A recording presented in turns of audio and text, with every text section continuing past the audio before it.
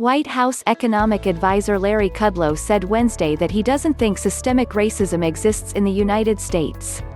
"I don't believe there is systemic racism in the U.S. I'm not going to go into a long riff on it," Kudlow, who is white, said when a reporter asked about the country's black unemployment rate.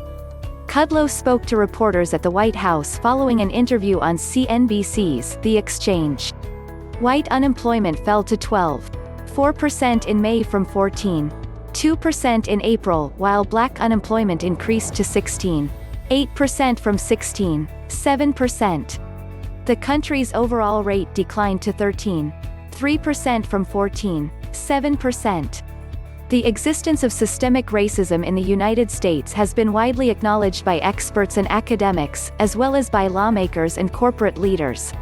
Kudlow's comments Wednesday came as protests against systemic racism and police brutality have filled U.S. cities of all sizes in recent weeks following the killing of George Floyd, an unarmed black man who died after a white Minneapolis police officer knelt on Floyd's neck for nearly minutes. Citigroup Vice Chairman Ray McGuire told CNBC earlier Wednesday that he believes the widespread demonstrations may ultimately lead to changes that reduce racial inequality in the U.S. "I live through the crisis and the systemic racism every single day, but I say, maybe George Floyd is different," said McGuire, one of the most prominent black executives on Wall Street. "We need to do whatever we can and commit every resource that we have to combat this 400 years of systemic racism across every one of the important areas: education, economics, criminal injustice and health care," said McGuire, who has been mentioned as a possible New York mayoral candidate in next year's election.